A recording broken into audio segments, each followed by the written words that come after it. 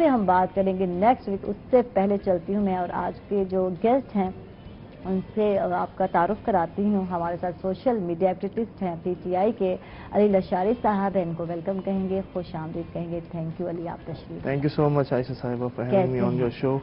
الحمدللہ, آپ بتائیں سب ٹھیک ٹھاک خیریت؟ اچھا, میری عادت ہے جب تک میں وہ جو دماغ میں میرے جو پک رہا ہوتا ہے نا اور جب تک وہ میں نہ بولوں تو شاید مجھے سکون نہیں ملتا. بالکل ٹھیک. اور دیکھیں آپ نے جیسے بات کیا, آج کل ڈپریشن اور پی ایچ ڈیز جیسے لوگ خودکشی کر رہے ہیں, بڑی حیرت کی بات ہے. تو میں اس پہ دیکھوں گا دس از ویری انفارچونیٹ کہ ان کے جو کاؤنسلز ہوتی ہیں یونیورسٹیز کے اندر جن کو ہیراسمنٹ کے کیسز جاتے ہیں لیکن اس پہ بھی کوئی کارروائی نہیں کرتا.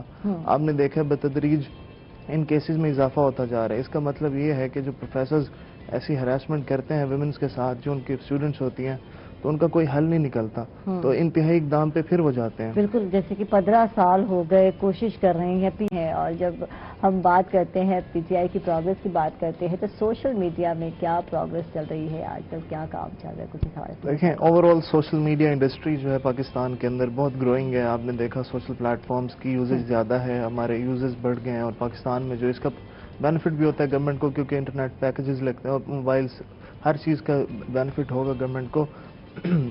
خاص طور پہ ہماری معیشت کو بھی بہتری ہوتی ہے, اس کی فائدہ ہوتا ہے. تو سوشل میڈیا کا رول, جیسے ابھی بات کر رہے تھے ویمن امپاورمنٹ کے بارے میں, سب سے زیادہ آواز میڈیا نے بھی یقیناً اٹھائی, اور سوشل میڈیا ایک بہت بڑی آواز ہے اس چیز کی کہ خواتین کو برابر کے حقوق ہونے چاہیے. شہری حقوق ہیں اور دیگر حقوق ہیں جو مردوں کے برابر. لیکن ہم دیکھتے ہیں انفارچونیٹلی پاکستان کا نظام کچھ ایسا ہے, ابھی بھی کچھ لوگ زمانہ جاہلیت کی جیسے ذکر ہوا پرانے زمانے کا رواج رکھتے ہیں کہ خواتین کو کے حقوق کی تلفی ہونی چاہیے, ان کو تو بس ایک گھر اور گھرداری تک محفوظ رکھنا چاہیے, محدود کرنا چاہیے, جو کہ بالکل ظلم ہے اور ظالمانہ امر ہے.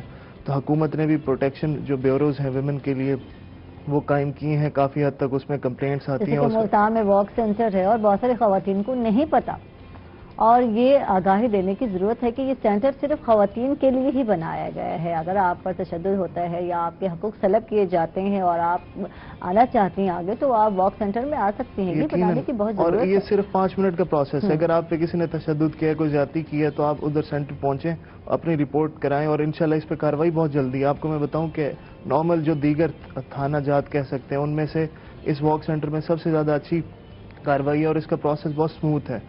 بہت زیادہ لوگوں کے میٹر ریزالو بھی ہوئے, اس سے سزائیں بھی ان کو ہوئیں جو اس طرح کے ایکٹ کرتے ہیں, تیزاب پھینک دیتے ہیں, درندگی کرتے ہیں اس طرح. تو ان جیسے درندگوں کو قید کرنے کے لیے سینٹر آپ کا بنا ہوا ملتان. تیزاب گردی میں کچھ کمی آئی ہے. جب سوشل میڈیا پہ جو ویڈیو وائرل ہو گئی تو وہ ڈینائی ہو ہی نہیں سکتا یار آپ نے کیسا نہیں کیا, تو یہ بھی ایک بات ہے. دیکھیں یہ پازیٹیو, جیسے آپ بتا رہے ہیں پازیٹیو چیزیں بتا رہی ہیں کہ ویڈیو اگر بنتی ہے تو کچھ نیگیٹو ہوا لیکن کچھ پازیٹیو ہے کہ وہ بندہ روکتا نہیں ہے, روک نہیں پاتا, سب کچھ کر رہا ہے. اگر وہ کیپیبل نہیں ہے روکنے کا تو وہ ویڈیو بنا کے ایٹ لیسٹ تو بتا رہا ہے, اداروں تک پہنچا رہا ہے, اور ادارے اس کو گرفت میں لاتے ہیں فوری طور پہ, کیونکہ لا قانونیت کا نظام تو ہے ہی نہیں. جنگل کا نظام جو لوگ بنانا چاہتے ہیں تو ان کے لیے وارننگ ہے کہ لا موجود ہے, اور انشاءاللہ اس کی انفورسمنٹ بھی ہے. تو سوشل میڈیا کا ایک رول ویڈیو بنانے کی حد تک میں سمجھتا ہوں بہت اچھا ہے. اس کا بہت شاندار ریزلٹس آئے ہیں.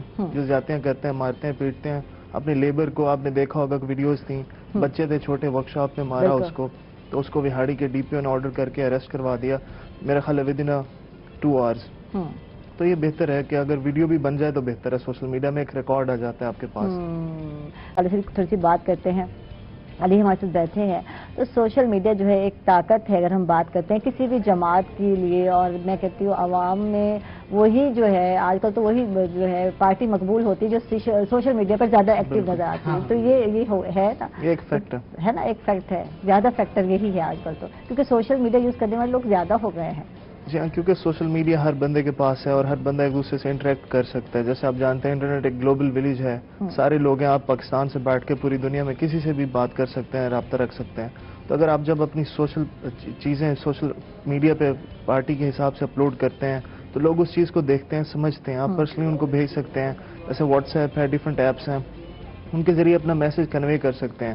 آج کل آپ نے دیکھا کہ ٹی وی دیکھنے کا رجحان بہت کم ہے, مصروفیات بھی ہیں, اور سوشل میڈیا کا رول ہے, لوگ یوٹیوبنگ کر لیتے ہیں, اس پہ چیزیں دیکھ لیتے ہیں.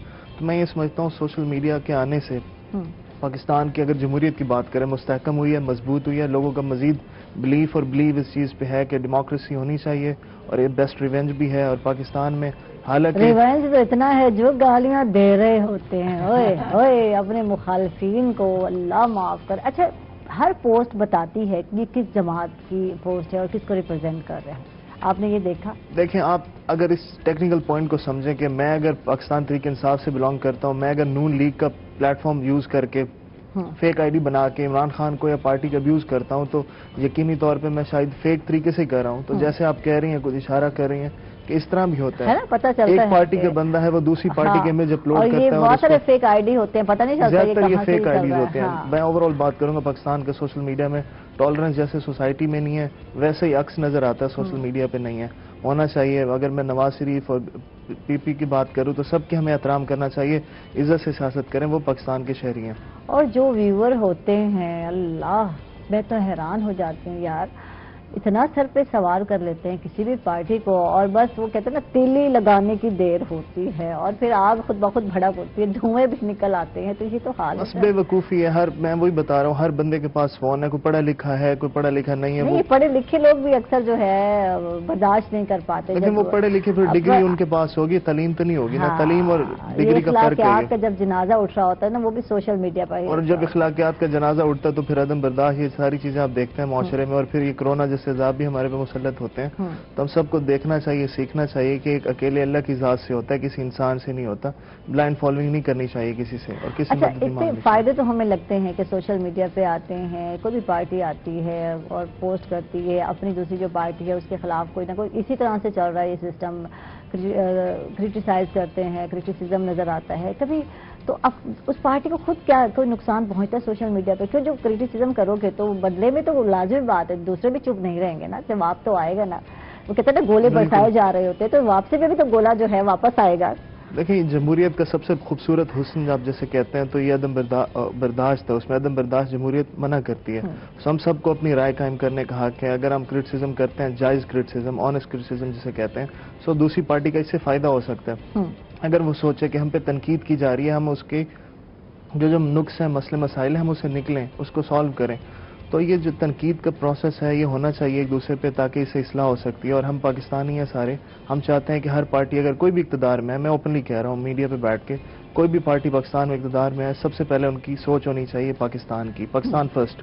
تو ہمیں ایک دوسرے کو گالیاں عدم برداشت نہیں کرنا چاہیے. سوشل میڈیا ایک بہت خوبصورت پلیٹ فارم ہے، اس کو اچھے سے یوز کریں. اللہ کرے اس پہ کوئی گورنمنٹ ایکشن لے. جو نہیں تنقید تو کرنا چاہیے، میں مانتی ہوں، لیکن اچھے کام کی بھی تعریف کی ہے کبھی کسی پارٹی کے کوئی اچھے کام کی؟ عمر میں ہم سوچتے ہیں کہ ان کی نیڈ ہی نہیں ہے، کوئی ضروریات ہی نہیں ہے. جی 21 اگست ہے، بزرگوں کا جیسے عالمی دن ہے، اس پہ ہم سلام پیش کرتے ہیں. خاص طور پہ پاکستانی بزرگ ہیں جتنے، اور ان کے بڑا رول پازیٹیو رہا ہے. ان کی نسل سے ہم آپ سب اولاد بیٹھے ہیں ان کے. ہم پاکستان کا فیوچر ہے انشاءاللہ. اور پاکستان کو جو بچایا ہے وہ ہمارے بزرگوں نے بچایا، اجداد کی قربانیوں سے ہی ہمیں یہ حاصل ہوا. سب بزرگوں کو تو سلام پیش کرتے ہیں، ہر دن کرنا چاہیے خاص طور پہ. اور جیسے آپ بات کری ہیں کہ ان کو کچھ ضروریات ہوتی ہیں، دیکھیں ایک انسان کی ارتقا ہے، جب وہ بڑا ہوتا ہے اس کے بعد بزرگ ہوتا ہے تو وہ بچے کی کیفیت میں آ جاتا ہے. اس کو کھانا بھی چاہیے، اس کو پانی بھی چاہیے، آپ خود جا کے دیں. یعنی کہ اس کو بچے کی طرح اگر آپ کیئر کریں گے تو آپ اپنی دنیا اور آخرت کو کامیاب کر سکتے ہیں، بہتر کر سکتے ہیں. سو ہمیں دیکھنا چاہیے، اپنے ارد گرد بھی نظر رکھنی چاہیے. جیسے شاہد صاحب نے فرمایا بالکل ٹھیک بات ہے کہ اپنے ایٹ لیسٹ گھر کے تو بزرگوں کا احترام اور ادب کرنا چاہیے. اور یہ برکتیں بزرگوں کی وجہ سے ہوتی ہیں، آپ کو بھی انیشیٹو اس حوالے سے لینا چاہیے. اچھا سیکریٹریٹ کی بات کرتے ہیں، اس حوالے سے جو ہے عوام جو ہے تو مطمئن نہیں نظر آتی، تو سوشل میڈیا پر بھی جو ہے عوام کا کیا کنفیوژن نظر آتا ہے، کیا نظر آتا ہے؟ دیکھیں سیکریٹریٹ کے حوالے سے ملتان میں ابھی جو میٹرو اسٹیشن کے ساتھ 9 نمبر چنگی پہ بلڈنگ ہے اس کو مکمل کر لیا جائے گا انشاءاللہ، اور مکمل طور پہ فعال ہو جائے گی. ابھی فی الحال تو یہ فیصلہ ہے کہ بہاولپور 3-4 دن اور 3-4 دن ملتان میں جو چیف سیکرٹریز ہیں وہ بیٹھیں گے ایڈیشنل، تو اور آئی جی ایڈیشنل ہیں وہ بھی بیٹھیں گے مختلف دونوں ڈسٹرکٹس میں. فی الحال یہ فائنل نہیں ہوا کہ بہاولپور بنے گا یا ملتان بنے گا. ہماری تو سب کی درینہ خواہش ہے کہ ملتان کو ہی درجہ دینا چاہیے دارالخلافہ کا، پنجاب ساؤتھ پنجاب کا، اور ملتان کا ہی حق بنتا ہے. میٹرو اسٹیشن ہے یہاں پہ، ایئرپورٹ ہے یہاں پہ. بہاولپور میں ایسی کوئی دفاتر بھی نہیں ہے اور ایسی خاص کوئی جگہ بھی نہیں ہے کہ جس پہ ہم سیکریٹریٹ بنا سکیں. تو ملتان ہر صورت سوٹ کرتا ہے. یہاں پہ اسٹیڈیم بھی ہے، انٹرنیشنل لیول کے 5 اسٹار ہوٹلز بھی ہیں ہمارے پاس. تو ملتان سے بہتر کوئی آپشن نہیں. گورنمنٹ اس پہ بھی فی الحال سوچ رہی ہے، میرا خیال ہے سوچ سے بہتر ہے کہ وہ فیصلے کر دے ملتان کے حق میں، تو پوری جنوبی پنجاب کے عوام کے لیے بہتر ہوگا. بالکل بالکل.